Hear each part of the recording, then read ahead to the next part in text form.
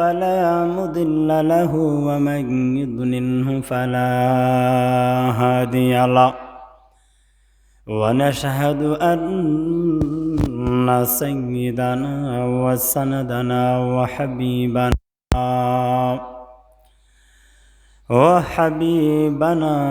وكبيبنا ومولانا محمدا عبده ورسوله أما بعد فقد قال الله تعالى في كلامه المجيد وفي فرقانه الحميد أعوذ بالله من الشيطان الرجيم بسم الله الرحمن الرحيم واتقوا يوما ترجعون فيه إلى الله ثم توفى كل نفس ما كسبت وهم لا يظلمون وقال رسول الله صلى الله عليه وسلم اللهم بارك لنا في رجب وشعبان وبلغنا رمضان إن الله وملائكته يصلون على النبي يا أيها الذين آمنوا صلوا عليه وسلموا تسليما لا إله إلا الله لا إله لا إله إلا الله لا إله لا إله إلا الله لا إله إلا الله জগৎ পাগল কাবার জন্যে কাবা পাগল মাবুদের জগৎ পাগল কাবার জন্যে কাবা পাগল মাবুদের মাবুদ পাগল নবীর জন্যে মাবুদ পাগল নবীর জন্যে নবী পাগল উম্মতের লা ইলাহা লা ইলাহা ইল্লাল্লাহ লা ইলাহা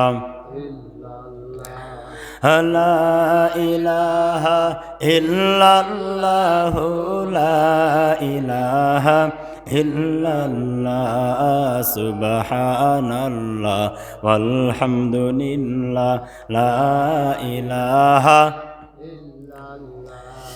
লা ইলাহা ইল্লাল্লাহ মুহাম্মাদুর রাসূলুল্লাহ সাল্লাল্লাহু আলাইহি ওয়াসাল্লাম। আলহামদুলিল্লাহ ভাই, আল্লাহ রব্বুল আলামিনের দরবারে অসংখ্য গণিত শুকর আদায় করছি যে মহান পাক রব্বুল আলামিন আমাদেরকে পবিত্র শাবান মাসের আজকে 14 তারিখ, আজ দিবাগত রাত্রে একটি পূর্ণ রজনী আছে, যে রজনীর নাম হচ্ছে শবে বরাত। শবে বরাতকে সামনে রেখে আল্লাহ তাআলা আমাদেরকে আল্লাহর হুকুম জুমার নামাজ আদায় করার জন্যে আল্লাহর ঘর মসজিদে আসার এবং বসার তৌফিক দান করেছেন এবং কোরআন এবং হাদিস থেকে কিছু কথা বলা এবং শোনার মতন যে তৌফিক দান করেছেন, সেজন্য পাক রব্বুল আলামিনের দরবারে অন্তঃস্থল থেকে মহব্বতের সহিত একটু আওয়াজ দিয়ে কালিমাতুশ শুকর আদায় করে সকলে একবার বলি আলহামদুলিল্লাহ।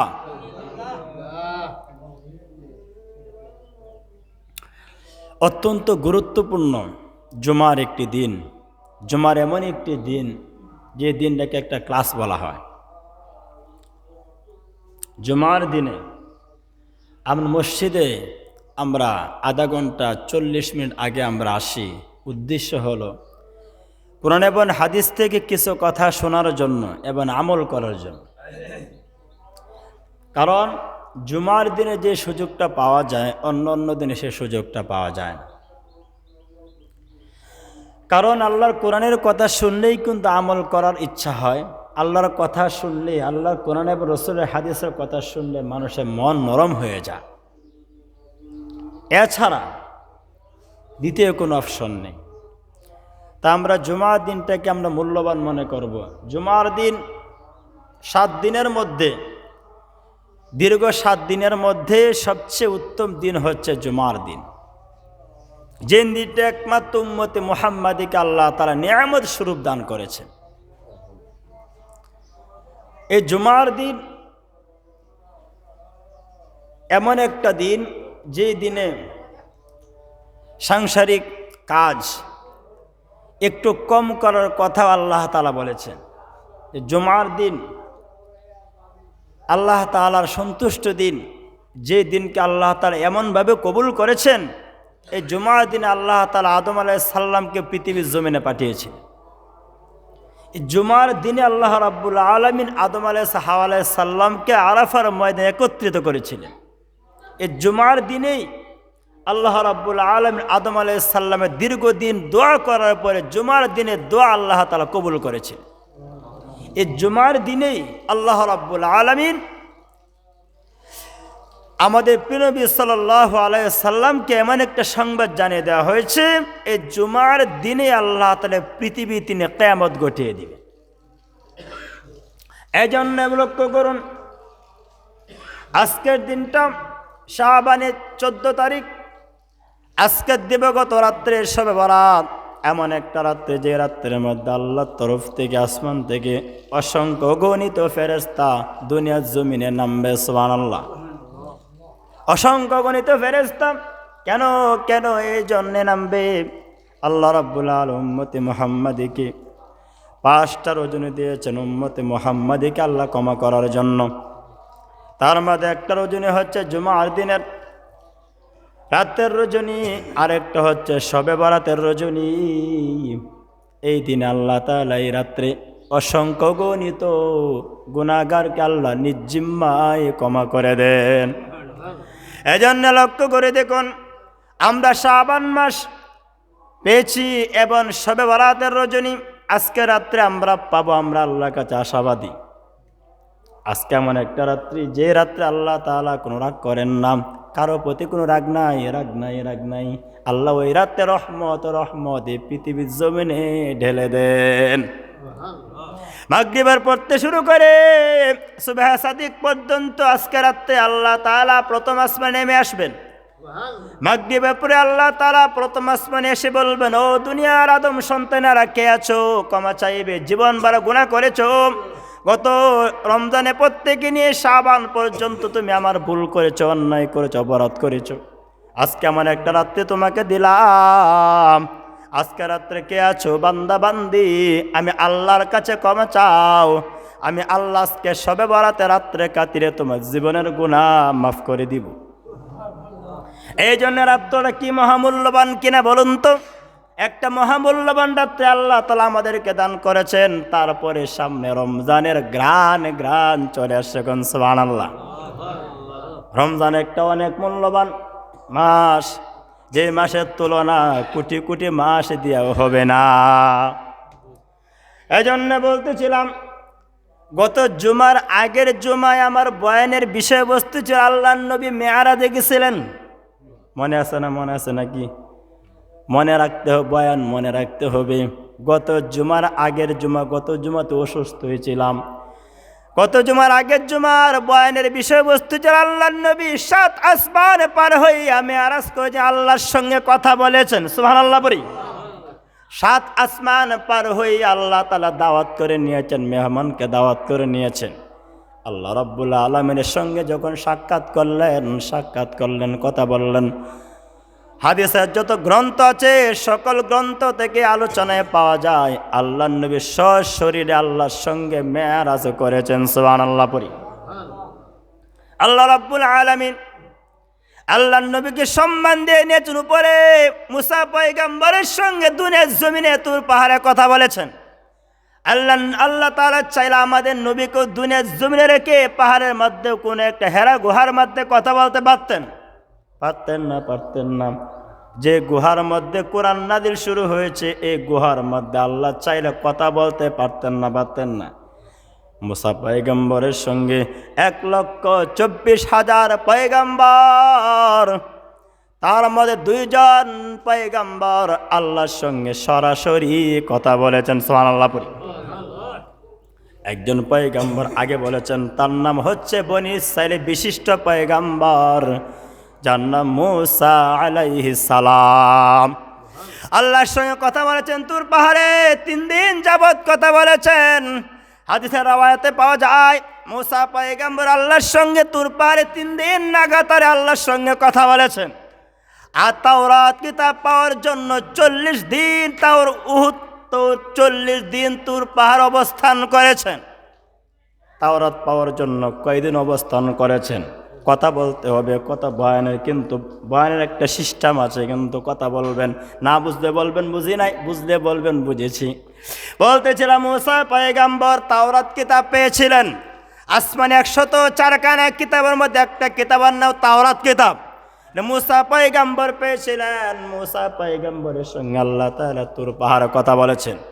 তাওরাত তুর পাহাড়ে তিনি দান করেছেন। তবে তুর পাহাড়ে দান করেছেন, আল্লাহর সঙ্গে কথা হয়েছে লাগাতারে 3 দিন। 3 দিনের মধ্যে 1,20,000 কালাম করেছেন। কোন নবী? মুসা নবী। মুসা আলাইহিস সালাম 3 দিন কথা বলেছেন কোন পাহাড়ে? তুর পাহাড়ে। আল্লাহ চাইলে আমাদের নবীকে আসমানে উঠাইয়া না নিয়ে আসমানে আরশে মুআল্লানা জমিনের মধ্যেও কথা বলতে পারতেন না। আল্লাহ নবীকে মুসা পয়গম্বরকে তুর পাহাড়ে তাওরাত কিতাব দিয়েছেন। আমাদের নবীকে কোরআন নাযিল শুরু করেছেন হেরা গুহায়। কিন্তু আল্লাহ চাইলে হেরা গুহার মধ্যে আল্লাহ নবী হেরা পর্বতের মধ্যেও কোরআন নাযিল করেছেন। আল্লাহ চাইলে এখানে কথাও বলতে পারতেন, কিন্তু পরে নিলেন কেন? আর কোন নবীকে আল্লাহ পরে নেন নাই, সিদরাতুল মুনতাহা পর্যন্ত নেন নাই, উপর পর্যন্ত নেন নাই, আরশে মুআল্লা নেন নাই। আমাদের নবীকে কেন নিলেন? আল্লাহ এই জন্য নিয়েছেন, আল্লাহ বুঝাতে চান পৃথিবীতে যত নবী রাসূল পাঠিয়েছি তার মধ্যে সর্বশ্রেষ্ঠ পয়গম্বর হচ্ছেন আপনি মুহাম্মাদুর রাসূলুল্লাহ। এই জন্য আল্লাহ সম্মান বোঝানোর জন্যই তিনি দাওয়াত করে কোথায় নিয়েছেন? আরশে নিয়েছেন। আল্লাহ তাআলা বলতেছিলাম আল্লাহর পয়গম্বরকে আল্লাহ তাআলা আরশে মুআল্লায় নিয়ে তিনি আল্লাহ তাআলা যখন আল্লাহর নবীকে জিব্রাইলের মাধ্যমে তিনি জান্নাতি বাহনের মাধ্যমে যখন রফরফ এবং বুরাক বাইতুল্লাহ শরীফ থেকে বাইতুল মুকাদ্দাস পর্যন্ত যে বাহন দেখিয়ে দিল সেটা জান্নাতি বাহন। ওই বাহনের নাম হচ্ছে বুরাক। জান্নাতে একটি বাহন, এই বাহন দিয়ে সিদরাতুল মুনতাহা পর্যন্ত গেলেন 2 জন, আল্লাহর নবী এবং জিব্রাইল আলাইহিস সালাম। সিদরাতুল মুনতাহায় গিয়ে আরেকটি বাহন দিয়ে গেলেন কোথায়? আরশে মুআল্লায়। যে বাহনের নাম হচ্ছে জান্নাতে একটি বাহন আল্লাহ পাঠিয়েছেন।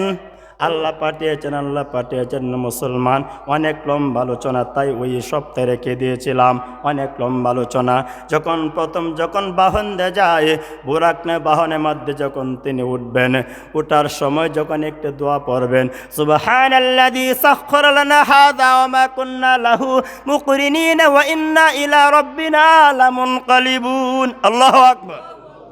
যখন তিনি দোয়াটা পরে উঠবেন তখন এই বাহনটা জান্নাতি যে বুরাকটা তত্তর করে কাঁপতেছে, উঠার জন্য সে স্থির হতে পারতেছে না। জিব্রাইল বললেন, এই জান্নাতি বাহনে বুরাক, তুমি রাসূলের সঙ্গে বেয়াদবি করতেছো কেন? তুমি স্থির হয়ে যাও। তখন বুড়া কাঁপতে কাঁপতে বলল, রে জিব্রাইল, আমি বেয়াদবি করতেছি না, আমি মায়ায় কাঁদতেছি, আমি মায়া কাঁপতেছি, এই জন্যে কাঁপতেছি। কেন কাঁপতেছো? আল্লাহ নবী প্রশ্ন করলেন, তুমি চাইলেও তো স্থির হতে পারো, আমাকে উঠতে দিতে পারো, উঠে তুমি স্থির হচ্ছ না কেন? কাঁপতেছো কেন? হেলে দুলে তুমি নাড়তেছো কেন? তখন বাহন বলল, বুরাক বলল, গো আল্লাহর পয়গম্বর, আপনি যখন আমার মধ্যে সওয়ার হবেন, আপনি স্পষ্ট যখন আমার গায়ে লাগবে, আপনি আমার কাছ থেকে যখন নেমে যাবেন, তখন আপনার যে ভালোবাসা, আপনার যে ছোঁয়া, এইটা আমি আর কোনো দিন পাবো না। এই জন্য আমি ভিতরে এমন একটা কষ্ট আসতেছে, আপনার ছোঁয়া আমি আর কোনো দিন পাবো না, সেই জন্য আমি ভয়ে কাঁপতেছি এবং মায়ায় কাঁদতেছি। ও আল্লাহর নবী, আমি স্থির হয়ে যাব, আপনি আমাকে একটা কথা দেন। কি কথা দিব? যে আপনি আমাকে কথা দেন, যখন হাসরের মাঠে যখন আপনাকে উঠানো হবে, সম্মান দিয়ে যখন উঠানো হবে, তখন আপনি আমার বুরাকের মধ্যে আরোহণ করে হাসরের মাঠে গিয়ে পৌঁছবেন। কোন সুবহানাল্লাহ। তখন ওই বাহনকে আল্লাহর নবী কথা দেন, যাও, তোমাকে আমি কথা দিলাম, তোমার মধ্যে সোয়ার হইয়া আমার উম্মতের জন্য আল্লাহর কাছে সুপারিশ কামনা করব। তখন বাহন শান্ত হয়ে গেছে। যাক, বলতে সংক্ষিপ্ত আকারে বলি, আল্লাহর নবী বুরাক দ্বারা তিনি কোথায় গেলেন? সিদরাতুল মুনতাহা। 7টা আসমান পার হইয়া যাওয়ার পরে ওই জায়গা থেকে আল্লাহর নবী যখন জান্নাতে আরেকটা বাহন, রফরফ নামে একটি বাহন দিয়ে যখন তিনি উপরের দিকে রওনা করলেন, প্রত্যেকটা স্তরের দূরত্ব হচ্ছে 500 বৎসরের রাস্তা। সুবহানাল্লাহ। তখন তিনি আরশে মুআল্লায় পৌঁছার পরে, গত জুমার আগের জুমা বলেছিলাম, আরশে মুআল্লায় পৌঁছার পরে যে জায়গার মধ্যে যেই এমন একটা সৌন্দর্যের মধ্যে যে জায়গার মধ্যে নামিয়ে দিলেন, তিনি নেমে দেখি এমন একটা পরিবেশ সাজানো হয়েছে, এমন একটা পরিবেশ আল্লাহ তাআলা করেছেন আমার জন্য। আমি তাকিয়ে দেখলাম, এখানে প্রায় 1,24,000 সিংহাসন রাখা আছে। 1,24,000 সিংহাসনের মধ্যে সবচেয়ে শ্রেষ্ঠ একটা সিংহাসন, এমন সুন্দর সিংহাসন হীরা মণি মুক্তা দিয়ে সাজানো হয়েছে, যার সৌন্দর্য বয়ান করা আমার বাসা রাখি না। এই সিংহাসনের দিকে তাকিয়ে রইলাম, আমি মনে করতেছি বাকি সিংহাসনগুলো নবী রাসূলদের জন্য, আরে সবচেয়ে সুন্দর সিংহাসন হয়তো স্বয়ং আল্লাহর জন্য। আমি সিংহাসন দেখে আমার ভিতরে একটা লোভ আসলো, একটা আগ্রহ জন্মালো, এই সিংহাসনটা কার জন্য জানি আল্লাহ বানিয়েছেন। এইটা মনে মনে ভাবতেছেন, আল্লাহ তাআলা তো অন্তর্যামী, আল্লাহ অন্তরের খবর জানেন না। আল্লাহ রাব্বুল আলামিন বলল, গো আমার পয়গম্বর,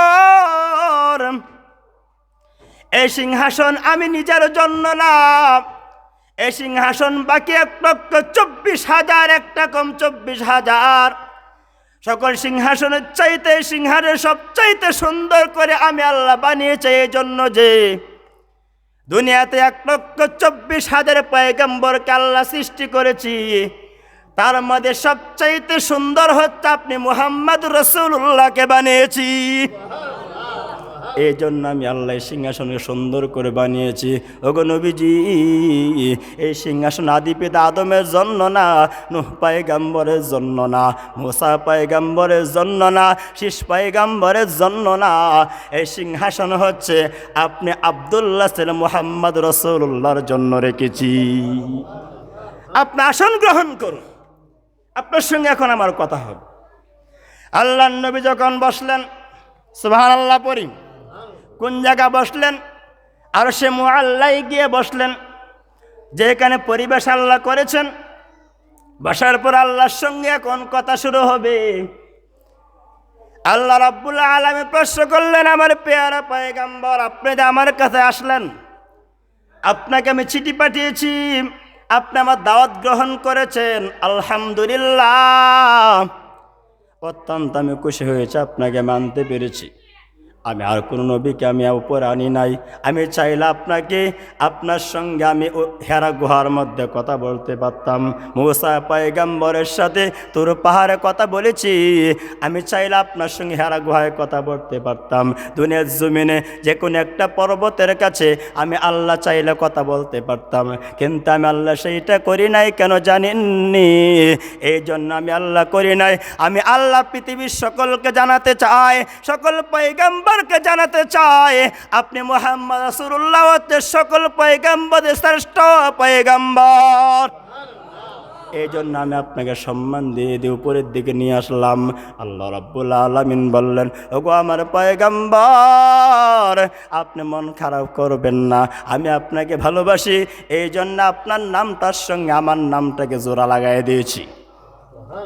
আল্লাহ রাব্বুল আলামিন বললেন, ওগো পয়গম্বর, আমার কাছে আপনি আসলেন, কি নিয়ে আসলেন? আপনি মেজবানের বাড়িতে আসছেন, আপনি কিছু হাদিয়া নিয়ে আসছেন না, খালি হাতে এসেছেন। সুবহানাল্লাহ। আল্লাহ নবী বললেন, না না ওগো আমার মাওলা, আমি খালি হাতে আসি নাই, খালি হাতে আসি নাই। আপনি তো খাওয়া দাওয়া করেন না, সেইটা আমি জানি, সেই জন্য আমি খাবার কিছু আনি নাই, কিন্তু একটা জিনিস নিয়ে এসেছি। আমার কাছে যা ছিল আমি আপনার জন্য তা নিয়ে এসেছি। তখন আল্লাহ বললেন, পয়গম্বর, তাহলে আপনি যা নিয়ে আসছেন তা অর্পণ করুন, আমার সামনে তা পেশ করুন। তখন আল্লাহ নবী বললেন, আমি আপনার কাছে হাদিয়া স্বরূপ আত্তাহিয়াতু নিয়ে আসছি। কোন সুবহানাল্লাহ। কি নিয়ে গেছিলেন কথা বলুন? তাশাহুদ নিয়ে গেছিলেন। ঠিক আছে, আপনি বলুন তো এটা কিভাবে পেশ করবেন? তখন আল্লাহর নবী পেশ করতে শুরু করলেন, আত্তাহিয়াতু লিল্লাহি ওয়াসসালাওয়াতু ওয়াত-তাইয়্যিবাত। ওগো আমার আল্লাহ, আমার শারীরিক, দৈহিক, আত্মিক যত ইবাদত করেছি, সকল ইবাদত আপনার কাছে আমি হাদিয়া স্বরূপ পেশ করলাম, আপনি তো মেহেরবানি করে গ্রহণ করুন। আল্লাহ তারা খুশি হইয়া বললেন, আমি আলহামদুলিল্লাহ গ্রহণ করলাম, এখন আপনাকে কেমনে কালি হয় আপনাকে আমি হাদিয়া দিব। সুবহানাল্লাহ পড়ি। তখন আল্লাহ নিজে বললেন, আমি জোড়া লাগাইলাম। কি লাগাইলাম? তখন আত্তাহিয়াতু নাজিল হয় না, এখন নাজিল হচ্ছে, মাত্র নাজিল হচ্ছে। আল্লাহ নবী যখন এইটুকু দিনই বললেন, আল্লাহ তাআলা বললেন, আমি আপনাকে দিচ্ছি, আপনি হাদিয়া দিলেন, আমি নগদ আপনাকে হাদিয়া দিব। আল্লাহ নবী যখন বললেন, আত্তাহিয়াতু লিল্লাহি ওয়াসসালাওয়াতু ওয়াত-তাইয়্যিবাত, আল্লাহ জোড়া লাগায়ে বললেন, আসসালামু আলাইকা আইয়ুহান নাবিয়্যু ওয়া রাহমাতুল্লাহি ওয়া বারাকাতুহু। জোড়া লাগাইলেন কে? কথা বলুন না, কে? আল্লাহ জোড়া লাগায়, আসসালামু আলাইকা আইয়ুহান নাবিয়্যু ওয়া রাহমাতুল্লাহি ওয়া বারাকাতুহু। মাত্র তাহিয়াতু নাজিল হয়, আল্লাহ জোড়া লাগায় বললেন, ওগো আমার পয়গম্বর, আপনি হাদিয়া পায় আমি অত্যন্ত খুশি হইলাম, তাই জোড়া লাগায় দিলাম। আমি আল্লাহ বললাম, আমার রহমত, আমার কল্যাণ, বরকত আপনি মুহাম্মাদের উপর বর্ষিত করে দিলাম। আল্লাহ নবী পাইয়া অত্যন্ত খুশি হইলেন, ভালো কথা বললেন আল্লাহ তাআলা। রাসূল বললেন, তা আমি একার জন্য নিব কেন?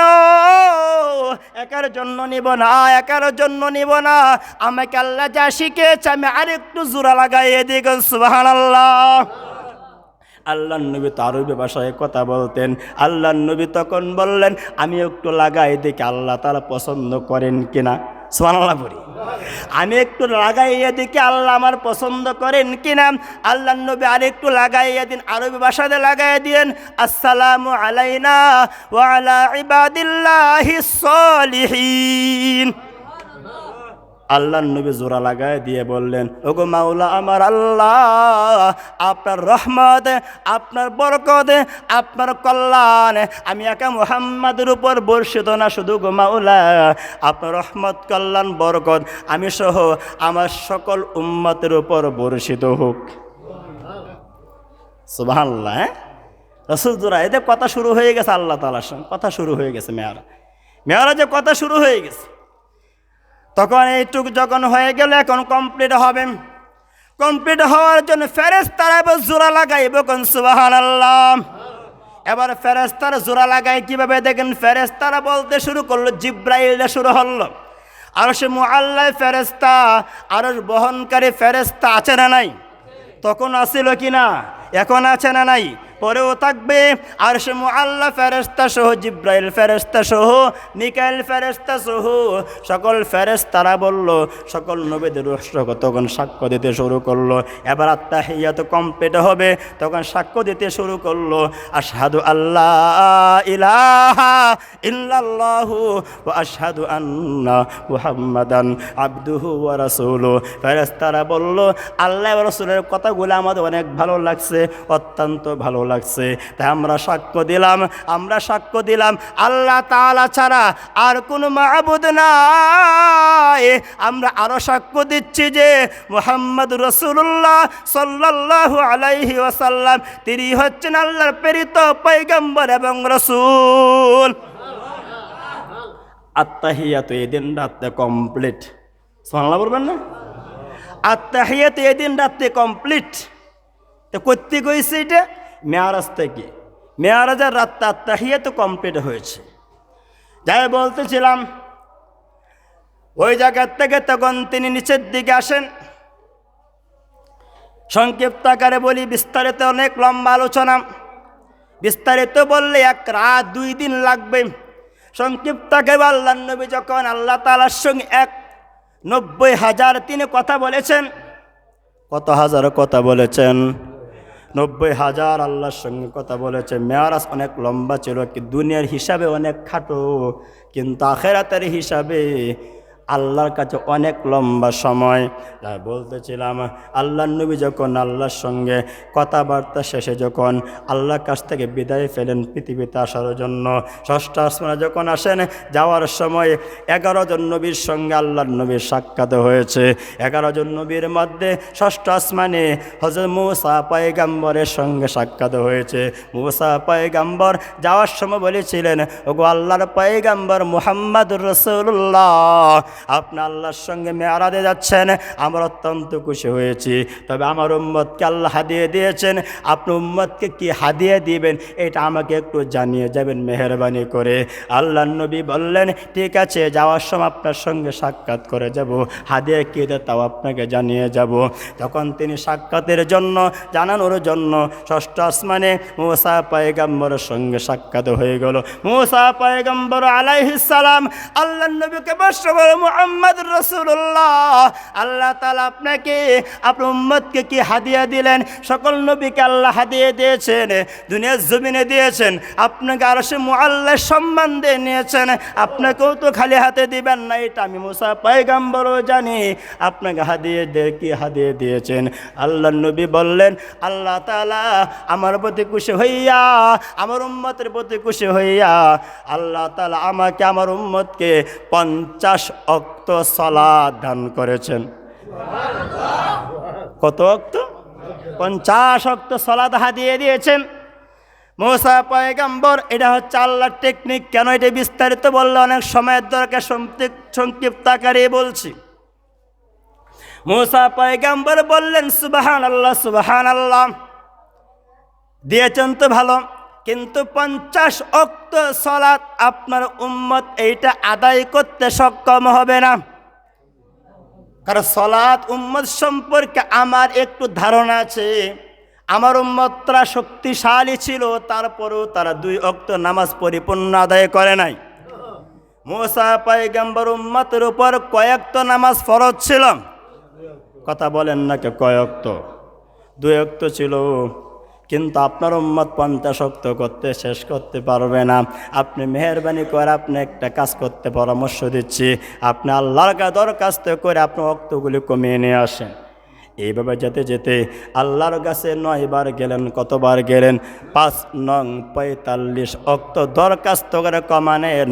আল্লাহ দরখাস্তগুলিও কবুল করেছেন। সুবহানাল্লাহ পড়ি।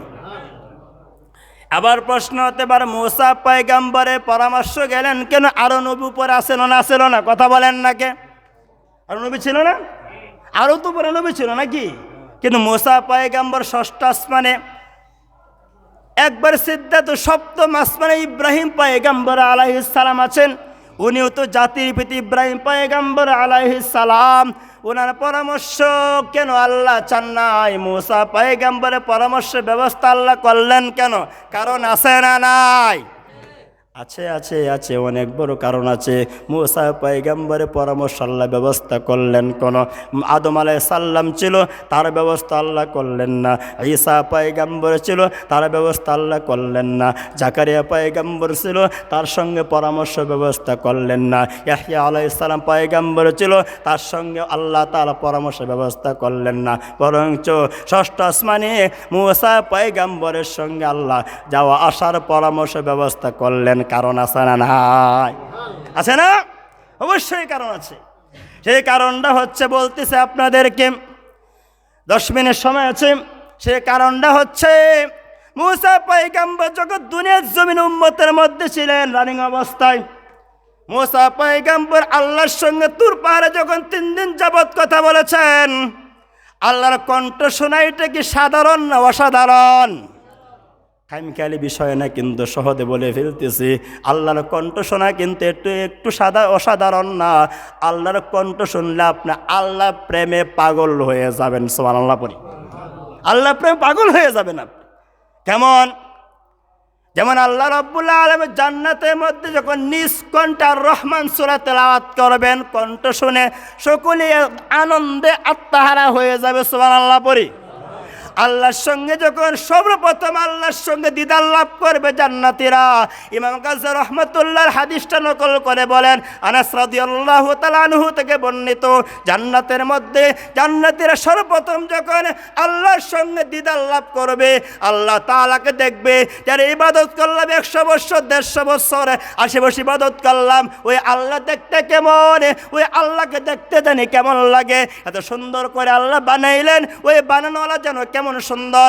এই সুন্দরতা দেখার আমাদের ইচ্ছা আছে না নাই? জান্নাতের মধ্যে সেইটা পড়া হয়ে যাবে। আল্লাহর সঙ্গে প্রথম দিদার লাভ যখন হবে, আল্লাহর এত সৌন্দর্য, আল্লাহকে যখন দেখতে আরম্ভ করবে, এক দৃষ্টিতে মেয়াদকাল চলে যাবে 8 লক্ষ বৎসর। এটা আসতে গুনছো, বাড়ির যায় গুনছো, আল্লাহ গুনছো কয় লক্ষ বৎসর? আল্লাহর সঙ্গে প্রথম দিদার লাভ মেয়াদকাল কয় লক্ষ বৎসর? 8 লক্ষ বৎসর চলে যাবে। তো মজা লাগছে না? লাগছে না? লাগছে না? ঠিক তেমনি ভাবে আল্লাহকে দেখলে ভালো লাগবে, আল্লাহ কণ্ঠ ভালো লাগে। মুসা পয়গম্বর তুর পাহাড়ে 3 দিন যাবৎ কথা বলেছেন। তাওরাত আনার জন্য 40 দিন অবস্থান করেছেন। 40 দিন তুর পাহাড়ে থেকেছেন, সেইখানে খাওয়া দাওয়া করেছেন। 3 দিন যাবৎ যখন কথা বলেছেন মুসা পয়গম্বর, কথা বলার পর আল্লাহর প্রতি এত এমন একটা মায়া সৃষ্টি হয়েছে, এমন একটা ভালোবাসা সৃষ্টি হয়েছে, আল্লাহর প্রতি উনি আশেক হয়ে গেলেন। তাই তিনি বলে ফেলছিলেন, রব্বি আরনি, রব্বি আরনি, ইয়া রব রব্বি আরনি। আল্লাহ তুমি আমার সঙ্গে দেখা দাও, তোমাকে দেখার জন্য আমি পাগল হয়ে গেলাম। বুঝেন নাই? ভালোবাসা সৃষ্টি হয়ে গেছে অন্তরে। আল্লাহ কি বলেছেন? আল্লাহ বলেছিলেন কি, লাং তারানি, লাং তারানি, না না না না, তোমার এই চর্মচোখ দ্বারা, তোমার এই চর্মচোখ দ্বারা আমি আল্লাহকে দেখা সম্ভব না। তাহলে আমি কিভাবে দেখব? আমি দেখতে চাই। 3 বার প্রস্তাব আল্লাহ তাআলা বলছিলেন যে, আমার নূর দেখলেও তুমি সহ্য করতে পারবে না। সুবহানাল্লাহ পড়ি। আল্লাহকে নূর চমকাচ্ছেন পাহাড়ের মধ্যে, পাহাড় পুরে ছাই হয়ে গেছে। তখন আল্লাহ তাআলা বলছিলেন যে, তুমি আমাকে দেখা সম্ভব নেই, এমনকি আমার নূর দেখলেও সহ্য করতে পারবে না। তবে তোমাকে একটা সুযোগ বলে দিচ্ছি, তোমাকে আমি যখন 6ষ্ঠ আসমানে যখন রাখবো, আমার নবী যখন মুহাম্মদ রাসূলুল্লাহ যখন মেরাজ গমন করবে, মেরাজ আসার সময় তোমার কাছে, তোমার সঙ্গে আমি একটা পরামর্শের ব্যবস্থা করব। নামাজ কমানোর জন্য আমি আল্লাহ তাআলা আমার নবীকে 50 ওয়াক্ত নামাজ দিব, আর নামাজ দিয়ে 50 ওয়াক্ত, সর্বশেষ আমি আল্লাহ 5 ওয়াক্ত রাখবো। ওই সময় তোমার কাছে, তোমার সঙ্গে পরামর্শের ব্যবস্থা আমি আল্লাহ তাআলা করব। তুমি যখন আমার নবীকে পাঠাবে, এমন একটা সিস্টেম করব, আমার নবীর মধ্যে, আমার নবীর যাওয়া আসার মধ্যে আমি আল্লাহর নূর মুসা তুমি দেখতে পাইবা। এই জন্য ওনার চাওয়াটা অপূর্ণ রাখেন না। সুবহানাল্লাহ পড়ি। নবীর পাওয়ার দেখছেন, আমাদের নবীর মধ্যে মুসা নবী আল্লাহর নূর দেখতে পা। আমাদের নবী শ্রেষ্ঠ না? শ্রেষ্ঠ না? ঠিক না ভাই? তাই যার সঙ্গীত শেষ করে দিচ্ছি, তা আল্লাহ তাআলা মুসা পয়গম্বরের এই ব্যবস্থাটা করলে, এত নবী থাকতে, আদম আলাইহিস সালাম থাকতে, ইব্রাহিম খলিলুল্লাহ থাকতে, কারণ সবাই তো বড় নবী, বড় নবী না? ইব্রাহিম পয়গম্বর কি বড় নবী না? উনি কি সাধারণ ব্যক্তি ছিলেন? ওনাকে যেই পরীক্ষা করছেন, কতগুলি পরীক্ষা করেছেন, আগুনের মধ্যে রাখলেন 40 দিন। সুবহানাল্লাহ পড়বেন। ইমানি পরীক্ষা কাকে বলেন জানেন? আগুনে রাখছে, উনি স্পষ্ট বুঝতে পারতেছেন যে একটু পরেই কিন্তু কয়েক ঘন্টা পরে ওই আগুন আমাকে হাত পা বেঁধে আমাকে আগুনের মধ্যে ফেলা হয়েছে। লাকড়ি পুরে আমাকে এসেও পুরবে। উনি বুঝতে পারতেছেন। ওই সময় ফেরেশতা মিকাইল আলাইহিস সালাম ফেরেশতা তার বাহিনী নিয়ে এসে বলল, ও ইব্রাহিম খলিলুল্লাহ, ইব্রাহিম তখনও তিনি খলিল হন নাই, ও ইব্রাহিম পয়গম্বর, আমি বৃষ্টির ফেরেশতা, মিকাইল আলাইহিস সালাম আমার সঙ্গে অসংখ্য অগণিত সহকারী ফেরেশতা আছে, আপনি আমার সাহায্য আপনি চাইলে আপনি আমাকে বলেন, আমি পানি এনে ফেরেশতার মধ্যে আগুনটা নিভিয়ে দিতেছি। ইব্রাহিম পয়গম্বর তখন কি জবাব দিলেন? ও মিকাইল, তুমি আমাকে সাহায্য করতে চাও নাকি? তোমার রবকে, আমার রবকে আল্লাহ, যে আমি তো আগুনে পুড়তেছি, আমার আল্লাহ কি দেখতেছেন না? দেখতেছে না? ওই মিকাইল ফেরেশতা, আমার আল্লাহ যদি আগুনে পুড়তে আল্লাহ আমাকে পছন্দ করেন, কবুল করেন, আমার আল্লাহকে খুশি করার জন্য একবার নয় আমি 1000 বার নমরুদ আগুনের মধ্যে পুড়তে রাজি আছি। এইটাকে বলা হয় ইমানি পরীক্ষা, অগ্নি পরীক্ষা। আমরা কইলাম বা দেরি করতেছে কে, বা তুমি আই আমার বাঁচাও, ঠিক না ভাই? যাই হোক, বলতে ইব্রাহিম পয়গম্বর, ওনার সাহায্য, ওনার পরামর্শ আল্লাহ চান না। মুসা পয়গম্বরের পরামর্শ চাইলেন কেন? কারণটা আমরা জানতে পারলাম না। উনি বলছে, আল্লাহ তোমাকে দেখবো। আল্লাহ বলে, তুমি আমাকে দেখতে পারবা না, তবে তোমাকে বলে দিলাম আমার শ্রেষ্ঠ মুহাম্মদকে আমি আল্লাহ এত পাওয়ারফুল বানাবো, এত পাওয়ার দান করব। ওই মেরাজে আসার সময় 6ষ্ঠ আসমান থেকে আমি এমন একটা সিস্টেম করব, সিরিজ সিস্টেম করব, যখন আমার নবী আমার কাছে নামাজ কমানোর জন্য বারবার আসবে, তুমি বারবার তাকায় থাকবা, তখন তুমি আমার নূর স্পষ্ট দেখতে পেয়ে আনন্দ লাভ করতে পারবা। আল্লাহ সেই ব্যবস্থা করলেন। বলতেছিলাম, আল্লাহ নবী নামাজ নিয়ে চলে আসলেন। এই নামাজকে উম্মতকে শেখানোর জন্য আল্লাহ নবী কতই না কষ্ট করলেন। 23 বছর পর্যন্ত মুসলমান আল্লাহ নবী এই নামাজকে পড়ার জন্য। ওগো আমার উম্মতেরা, এইটা হলো আমি মেরাজের উপহার, 5 ওয়াক্ত নামাজ মেরাজের উপহার। আল্লাহ তাআলা তিনি রাসূলের মনের মধ্যে একটু কষ্ট, 50 ওয়াক্তর মধ্যে 5 ওয়াক্ত রাখলেন, 45 ওয়াক্ত আল্লাহর কাছে গিয়ে কেটে দিলেন। আল্লাহ তাআলা আমাদের নবীর মনের মধ্যে কষ্ট আল্লাহ বুঝে ফেললেন। না জানি মুসা পয়গম্বরের পরামর্শে উম্মতকে ঠকিয়ে ফেললাম কিনা, ইবাদতের দিকে পিছনে ফেলে দিলাম কিনা, আল্লাহ তাআলা জানিয়ে দিলেন, ওগো আমার পয়গম্বর, আমি আল্লাহ আপনি উম্মতকে ঠকাই নাই, আপনাকেও আমি ঠকাই নাই, মুসা পয়গম্বর আপনাকে ঠকাই নাই, ভুল কোনো পরামর্শ দেয় নাই। এ সবটুকু আমি আল্লাহ নিজেই করেছি মুসা পয়গম্বরের আশা পূর্ণ করার জন্য। ওগো আমার পয়গম্বর, আপনি চিন্তা করবেন না, 5 ওয়াক্ত নামাজ আপনি নিয়ে গেলেন আপনার উম্মতের জন্য। এ 5 ওয়াক্ত নামাজ সুন্দর করে উম্মতদেরকে সুন্দর করে শিখিয়ে দিবেন, কীভাবে রুকু করতে হবে, কীভাবে সেজদা করতে হবে, কীভাবে পা নিয়ে দাঁড়াতে হবে, কীভাবে তাকবীরে তাহরিমার জন্য হাত উঠাতে হবে, আপনি উম্মতদেরকে শিখিয়ে দিবেন। আল্লাহ নবী নামাজ নিজে প্র্যাকটিক্যালভাবে জিব্রাইলের মাধ্যমে তিনি শিখলেন। তিনি তিনি রুকু করেন, একা একা পাহাড়ের কাছে রুকু করেন, সাজদা করেন। কীভাবে উম্মতদেরকে শেখাবেন? আগে নিজেতে প্র্যাকটিস করে নেওয়া উচিত রে মুসলমান।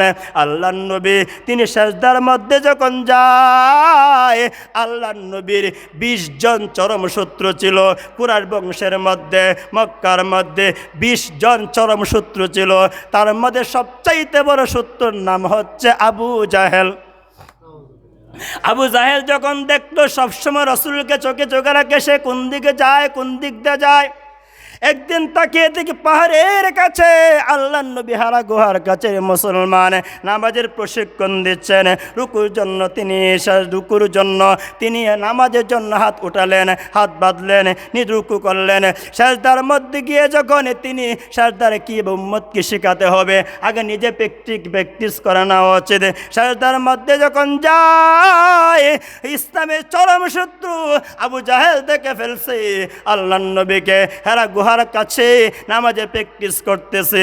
আবু জাহেল করলো কি, তার কিছু চেলা পেলাকে নিয়ে উটের উজুরি, পছা উটের উজুরি, মৃত উটের উজুরি, ভুর যেটাকে আমরা বলি, পছা উটের উজুরি, কিছু চা পালাদেরকে বললো এইটা তোরা ধর, এটা উঠাইয়া মুহাম্মাদের ঘাড়ের মধ্যে তুলে দে।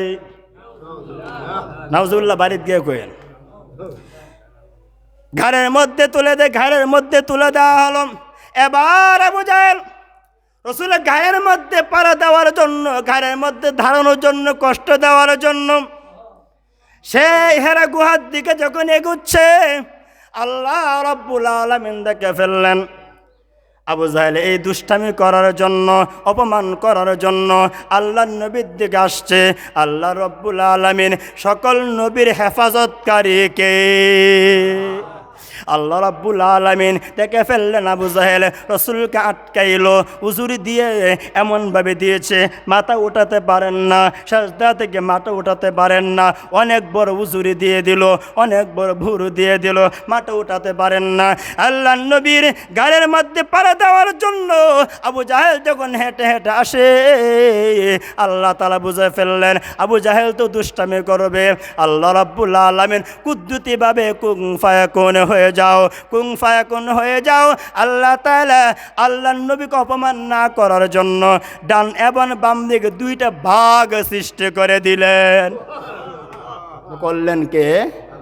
ভাগ সৃষ্টি করা দেওয়ার পরে ভাগের মধ্যে এমন একটা খাপ ধরছে, আবু জাহেলের দিকে তাকাইয়া ভাগের জবান খুলে দিয়েছেন। ভাগ বলল, আবু জাহেল আয় আয় আয় আয়, তোর লাগে আমরা বয়ে রইছি। এবার আইব, এবার কি আইব? জুতা মোজা খুললে ভালাইব না? তখন কাছে আসলো না আবু জাহেল, তখন ভয় পাইয়ে গেল। সে যে দিক দিয়ে যায় বাঘ ওই দিক দিয়ে ঘুরে, ডান দিকে গেলে ডান দিকে ঘুরে খাপ ধরে আছে। আবু জাহেল আসলে তোকে আমরা পাকড়াও করব। আল্লাহর নবীর দিকে তাকাইয়া তখন জিব্রাইল আলাইহিস সালাম এসে হুজুরকে তিনি উঠিয়ে দিলেন, সরাইয়া দিলেন। আল্লাহর নবী মাথা উঠাইয়া তিনি চোখের পানি ছেড়ে ছেড়ে কান্দেন, ওগো আমার উম্মতেরা, নামাজকে জিন্দা করার জন্য আজকে আবু জাহেল আমার ঘাড়ের মধ্যে উজুরি দিল। আল্লাহ ডাক দিয়ে বললেন, ওগো আমার পয়গম্বর, আপনি মন খারাপ করবেন না, মন খারাপ করবেন না। আপনি যে নামাজ শেখানোর জন্য উম্মতকে একা একা প্রশিক্ষণ দিচ্ছেন, ওই নামাজ যদি আপনার উম্মতে কায়েম করে, নামাজকে প্রতিষ্ঠা করে, সালাতকে প্রতিষ্ঠা করে, আমি আল্লাহ কথা দিলাম 5 ওয়াক্ত নামাজের খাতিরে আপনার প্রত্যেকটা উম্মতকে বিনা হিসাবে জান্নাত দিয়ে দিব। নামাজ পড়তে রাজি আছি না? আছি তো ইনশাল্লাহ। আজকে রাত্রে সবে বরাত, সবাই ইনশাল্লাহ দোয়া থাকবো তো ইনশাল্লাহ। আল্লাহ আমাদের সকলকে যেন এইটুক আলোচনার উপরেই আমাদের সকলকে আমল করার তৌফিক দান করেন, এবং মা বোন যারা বয়ানটা শুনেছেন সকল মা বোনদেরকেও যেন আল্লাহ তাআলা 5 ওয়াক্ত নামাজ পড়ে আদর্শ নারী হওয়ার হযরত মা ফাতেমার সঙ্গে জান্নাতে থাকতে পারেন। আল্লাহ আমাদের সকলকে তৌফিক দান করেন, আমিন। ওয়া আখিরু দাওয়ানা আলহামদুলিল্লাহি রাব্বিল আলামিন।